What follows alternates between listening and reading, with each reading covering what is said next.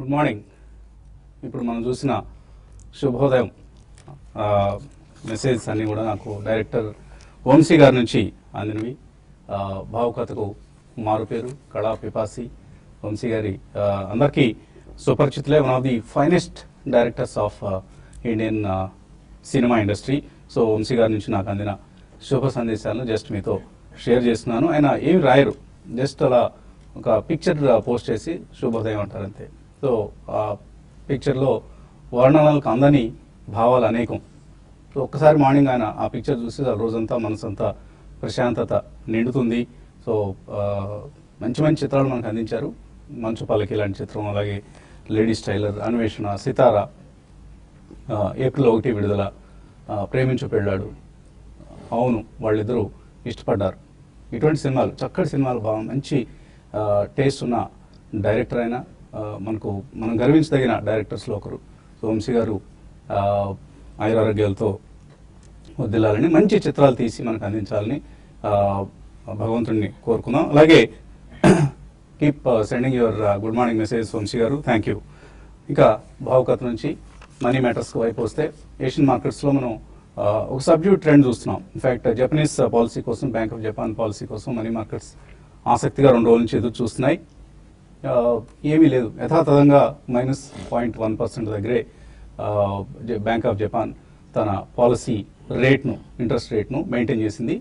And ఎటువంటి విశిష్టతలు, ప్రత్యేకతలు లేకుండా బ్యాంక్ ఆఫ్ జపాన్ సమావేశం ముగిసిందని చెప్పుకోవచ్చు. ఈ నేపథ్యంలో ఈజీ లిక్విడిటీ ఆఫ్ కోర్స్ ప్రస్తుతానికి కొనసాగబోతోంది బ్యాంక్ ఆఫ్ జపాన్ నుంచి, అలాగే ఈసీబీ నుంచి. యుఎస్ మాత్రమే కొద్దిగా వడ్డీ రేట్లు పెంచుతున్నాం అంటూ ప్రకటించి కొంత లిక్విడిటీని హరింపజేసే ప్రయత్నం చేస్తోంది.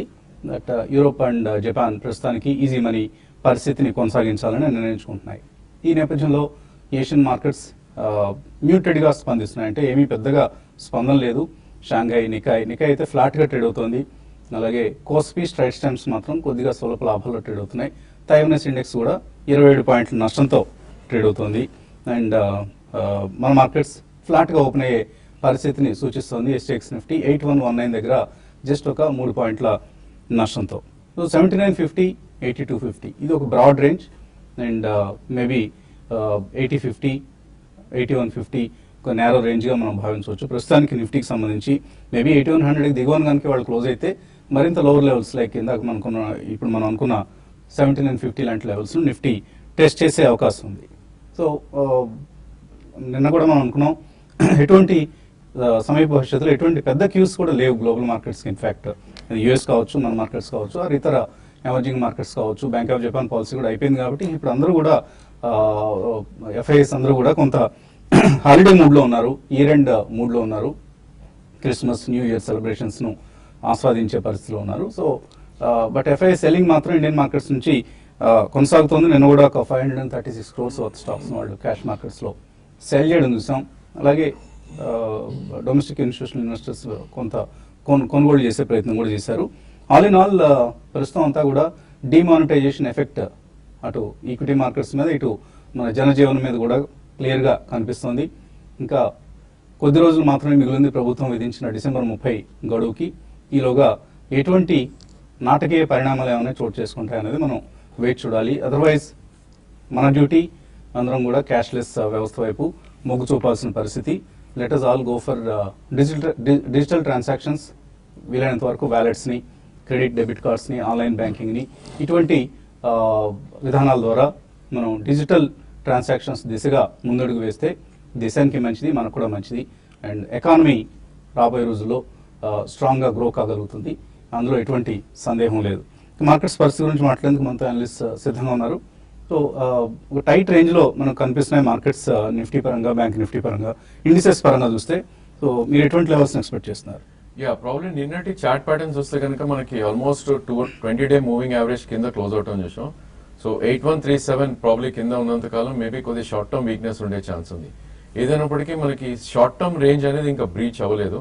సో 8056 కింద ఎప్పుడైతే క్లోజ్ అవుతుందో ప్రాబ్లీ నెక్స్ట్ మూమెంటమ్ లెవెల్ అనేది మనకి మొన్నటి స్వింగ్ లో ఏదైతే వచ్చిందో 7916 దాకా వచ్చే ఛాన్స్ ఉంది.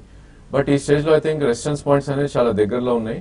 So 8137 is very short term resistance అని చెప్పుకోవచ్చు, 20-day moving average. In case అది దాటింది అంటే కనుక ఒక 90 పాయింట్స్ అప్ సైడ్ వచ్చే ఛాన్స్ ఎక్కువ ఉంటుంది. మేబీ 82.27 ఏదైతే 200-డే మూవింగ్ యావరేజ్ ఉందో ఒక గట్టి రెసిస్టెన్స్ ఉండే ఛాన్స్ ఉంది. సో షార్ట్ టర్మ్ మనం 20-డే మూవింగ్ యావరేజ్ కిందకు వచ్చాం కాబట్టి ప్రాబ్లీ మొన్నటి స్వింగ్ లో ఏదైతే ఉందో 9th రోజు మనం చూసాం స్వింగ్ హై. సో 8274 ఒక గట్టి రెసిస్టెన్స్ ఉండే ఛాన్స్ ఎక్కువ ఉంటుంది. Maybe that we can say as a third resistance point. ఏదైనప్పటికీ 8056 బ్రీచ్ అవుతేనే maybe further downside Nifty వెళ్ళే ఛాన్స్ ఎక్కువ ఉంటుంది. నిన్నటి ట్రేడింగ్ ప్యాటర్న్స్ లో చూస్తే కనుక probably cement space and financial sectors కొంచెం సెల్ ఆఫ్ ఎక్కువ రావటం చూసాం. అదేవిధంగా మనకి నిఫ్టీ ఐటీ ఏదైతే ఉందో ప్రాబ్లీ కొద్దిగా సపోర్ట్ ఎక్కువ చేసింది. అఫ్ కోర్స్ బ్యాంక్ నిఫ్టీ కొంచెం సెల్ ఆఫ్ వచ్చింది నిన్న. అదేవిధంగా బ్యాంక్ నిఫ్టీ చూస్తే కనుక ప్రాబ్లీ ఇది ఒక టైట్ రేంజ్ లోనే ఫర్దర్ గా ట్రేడ్ అయ్యే అవకాశం ఉంది. సో 18,406 ఏదైతే 20-డే మూవింగ్ యావరేజ్ ఉందో అక్కడ ఒక ఫస్ట్ రెసిస్టెన్స్ పాయింట్ గా తీసుకోవచ్చు. అదేవిధంగా 9th రోజు ఏదైతే స్వింగ్ హై ఉందో 18,739 ప్రాబ్లీ అదొక సెకండ్ రెసిస్టెన్స్ పాయింట్ గా మనం చూడొచ్చు.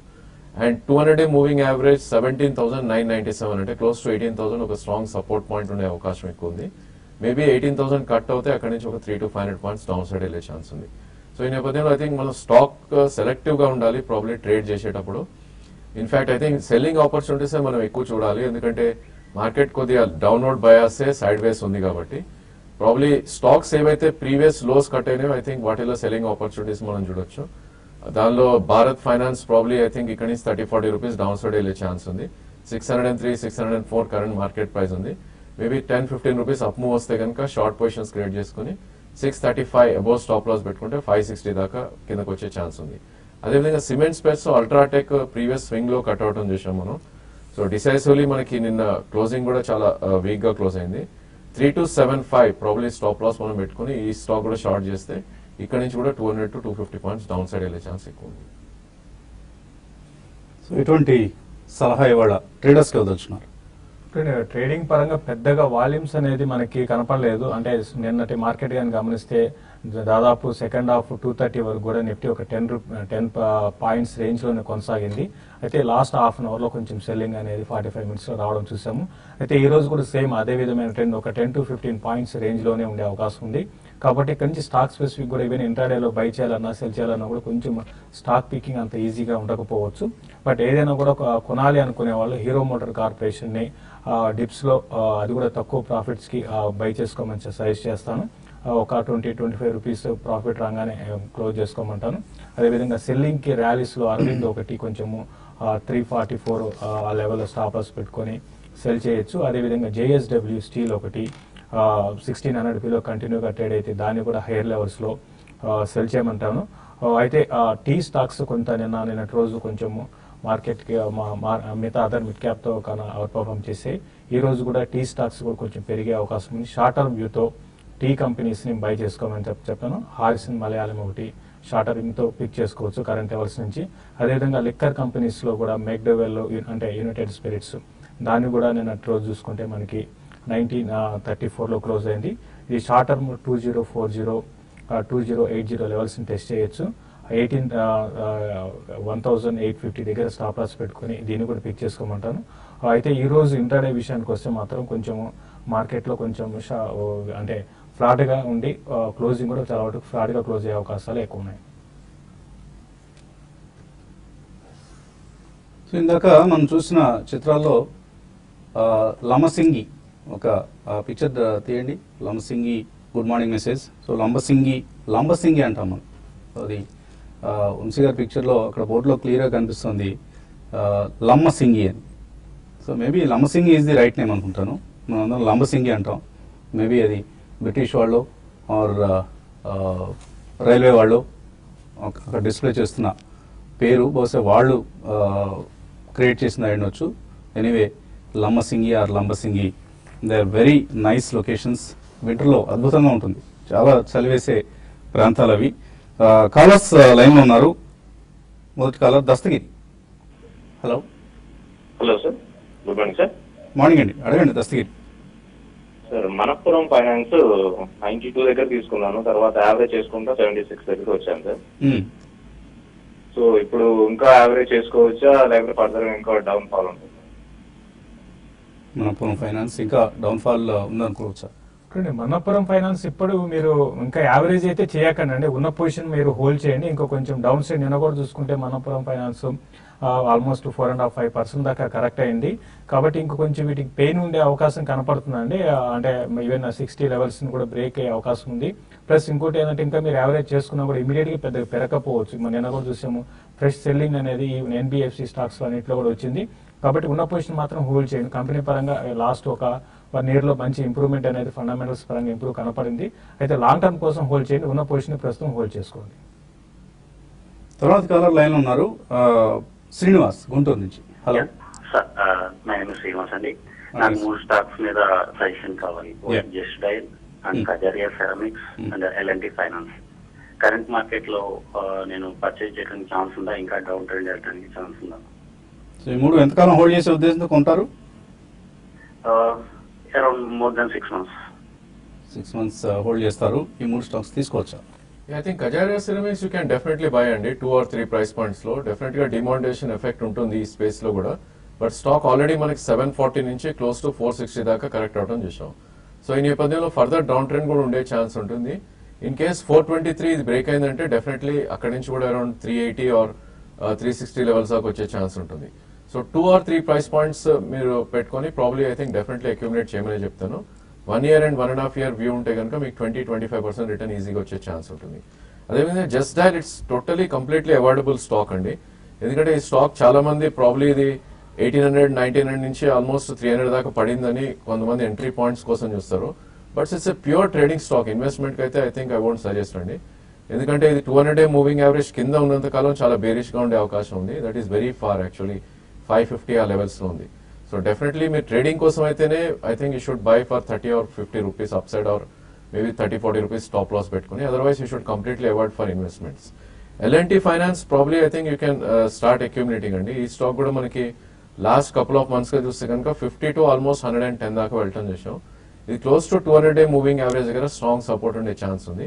కరెంట్ మార్కెట్ ప్రైస్ 84 ఉంది. 81 నుంచి ప్రాబ్లీ 68 మధ్యలో 2-3 ప్రైస్ పాయింట్స్ లో 1 year కోసం మీరు అక్యూమిలేట్ చేయొచ్చు.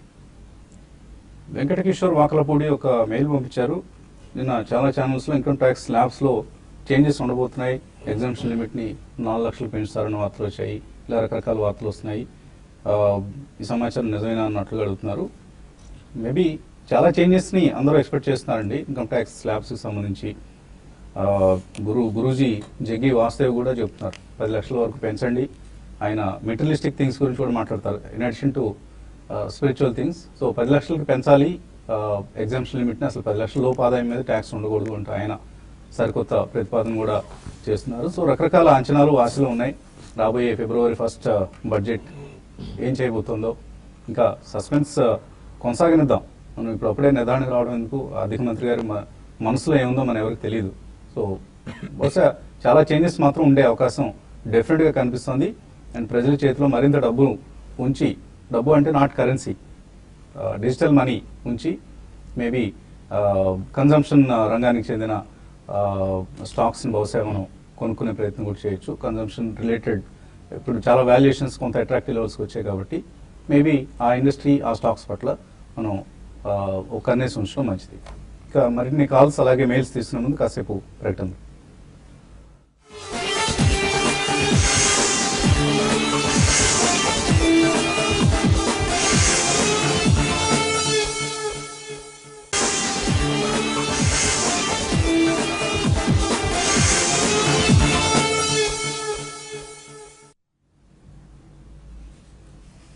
ఎక్సైడ్ లైఫ్ సమర్పిస్తున్న బిజినెస్ బ్రేక్ఫాస్ట్ షోకి తిరిగి స్వాగతం.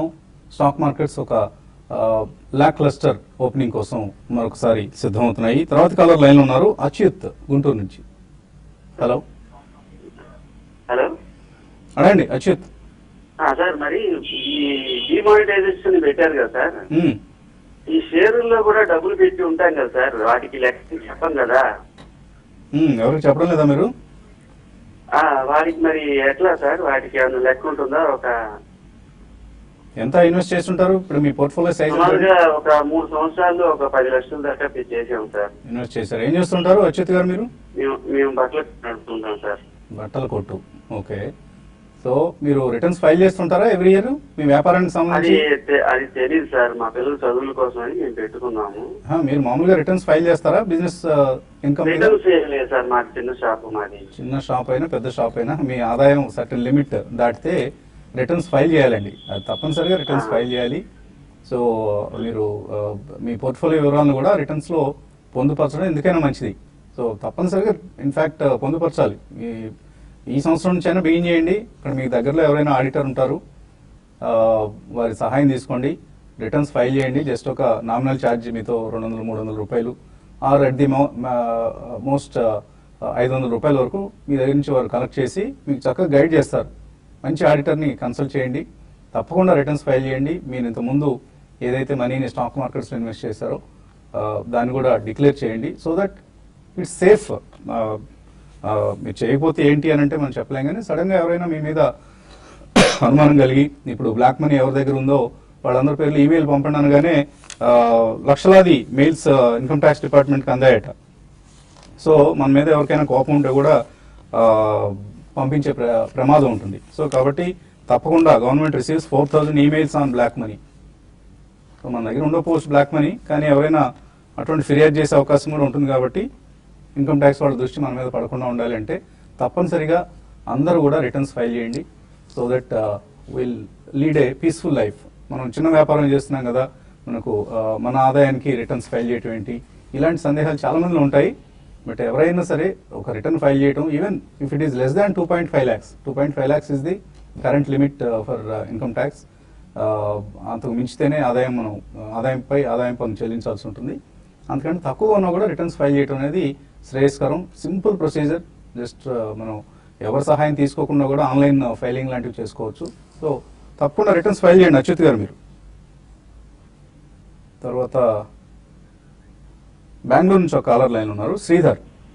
హలో సార్, నమస్కారం అండి. నమస్తే. నా పేరు శ్రీధర్, బెంగళూరు నుంచి. నాది క్వశ్చన్ ఏంటంటే, ఐడిఎఫ్సి బ్యాంక్ 3-4 years కి అంటే టార్గెట్ ఎంత ఉండొచ్చు, కొనుక్కోవచ్చు ఈ టైంలో? 63 range లో ఉంది ఇప్పుడు. ఐడిఎఫ్సి బ్యాంక్ 3-4 years కి లాంగ్ టర్మ్ లో పెట్టుకుంటే అది అంటే కొందరు చెప్తున్నారు 300 దాకా వెళ్తుందని. అంతవరకు వెళ్తుందా అంటే తీసుకోవచ్చా అని. 63 ఉంది కరెంట్ లో.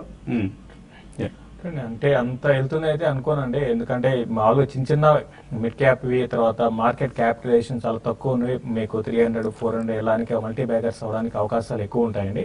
ఐడిఎఫ్సి బ్యాంక్ కూడా అంటే మరీ చిన్నది కాదు, మరీ పెద్దది కాదని మిడ్ సైజ్ బ్యాంకు. అయితే మీరు అంత అయితే ఎక్స్పెక్ట్ చేయలేం. బట్ ఇక్కడ నుంచి బాగా అంటే ఎంతో కొంత మంచి రిటర్న్ అయితే రావచ్చు. ప్లస్ ఇంకోటి బ్యాంకింగ్ లో ఉన్న ఈ ప్రాబ్లమ్స్ ఇవన్నీ మనం చూస్తూనే ఉన్నాం.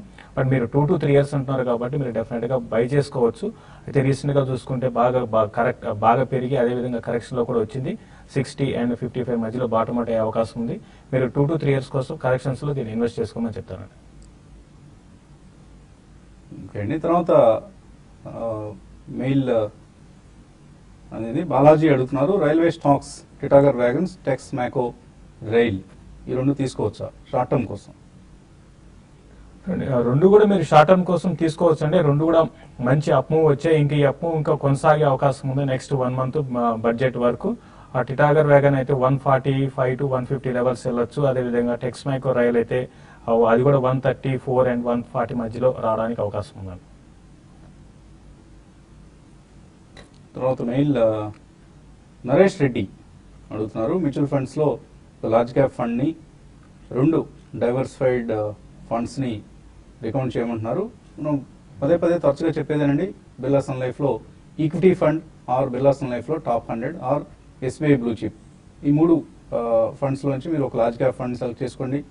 అలాగే డైవర్సిఫైడ్ ఫండ్స్లో ICICI Prudential, value discovery, it's a better performer among that category. అలాగే యూటీఐ ఎంఎన్సీ ఫండ్, ఇటువంటి స్కీమ్స్లో మీరు ఇన్వెస్ట్ చేయడం అనేది కరెక్ట్ పద్ధతి అవుతుంది. తర్వాత సుధాకర్ ప్రసాద్ అడుగుతున్నారు, నాల్కో నేషనల్ అల్యూమినియం కంపెనీ కొన్నారట 68 రూపాయల్లో, హోల్డ్ చేయొచ్చా సెల్ చేయొచ్చా? I think NALCO you can hold అండి. సో ప్రాబ్లీ ఐ థింక్ ఇక్కడ నుంచి 5 to 7% కరెక్షన్ వచ్చినప్పటికీ మేబీ 1 year 1.5 year వ్యూ ఉంటే కనుక హోల్డ్ చేయండి. Otherwise I think you should trade in the stock. Maybe 10 or 15% up move వస్తే అమ్మి మేబీ మన డౌన్ సైడ్ లో I think you should keep trading the stock. తర్వాత mail Vijayaraju అడుగుతున్నారు, గోల్డ్ లో ఇన్వెస్ట్ చేద్దాం అనుకుంటున్నారట. ఇప్పుడు ఇన్వెస్ట్ చేయొచ్చా ఇమీడియట్గా లేదా వెయిట్ చేయమంటారా? గోల్డ్ ఐ థింక్ మీకు కన్స్యూమబుల్ అసెట్ అండి. అది ప్రాబ్లీ మీకు అవసరం అయితే ఆర్నమెంట్స్ కి వాటికి ఇన్వెస్ట్ చేయొచ్చు. అదర్వైజ్ మీకు రిటర్న్ ఆన్ క్యాపిటల్ ఎక్కువ రాదు. అది if you look at last 5 to 10 years లో మీకు 1 year or 1.5 year డబల్ అయినప్పటికీ ప్రాబ్లీ 10 years చూసుకుంటే కనుక మనకి రిటర్న్స్ అనేది రాదు. ఇన్ కేస్ మీకు అవసరమో ఆర్నమెంట్స్ కోసం అంటే probably you can start buying అండి ఈ స్టేజ్ లో. ప్రీవియస్ స్వింగ్ లో ఇది 24,450 దాకా రావటం చూసాం. ఇప్పుడు అరౌండ్ 27 క్లోజ్ టు 26,500 దాకా ఉంది. సో ఇంకో 2,000 రూపీస్ కరెక్ట్ అయ్యే ఛాన్స్ ఉంటుంది. మేబీ మీకు ఆర్నమెంట్స్ అవసరం అయితేనే 1 or 2 ప్రైస్ పాయింట్స్ లో డెఫినెట్లీ కొనమని చెప్తాను. సుజనా మెటల్స్ కొనారట GV శివకుమార్. యావరేజ్ చేయనా హోల్డ్ చేయనా అని అడుగుతున్నారు. ఇంకా మనం పదే చెప్తున్నాం అండి, సుజనా మెటల్స్ లాంటి కౌంటర్స్ని మీరు కొనొద్దు. అవన్నీ కూడా స్పెక్యులేషన్ ఉండే కౌంటర్స్. అసలు కంపెనీ పేరు కూడా ఏదో మారుస్తున్నారని వార్తలు వచ్చాయి. సో ఏమాత్రం హోప్లెస్ క్యాండిడేట్స్ ఇవన్నీ కూడా. So don't buy any Sujana group companies. They are in deep troubles. Minister గారు ఉన్నారు కదా, ఏదైనా చేయకపోతారా, ఇటువంటి ఆశలు పెట్టుకోవద్దు. కంపెనీలు అన్నీ కూడా they are in deep shit to be blunt with you. So avoid చేయండి. అండ్ ఏదైనా మంచి కంపెనీలు, ఫండమెంటలీ స్ట్రాంగ్ కంపెనీస్లో ఇన్వెస్ట్ చేసే ప్రయత్నం చేయండి. సమయం మించిపోయింది. మరిన్ని మెయిల్స్ అలాగే కాల్స్ని మనం యూట్యూబ్ ప్లాట్ఫామ్ మీద తీసుకుందాం. youtube.com/tv5money/live ఈ URLతో ఇంటర్నెట్లో ప్రవేశించి సిద్ధంగా ఉండండి. చిన్న బ్రేక్ తర్వాత విల్ మీట్.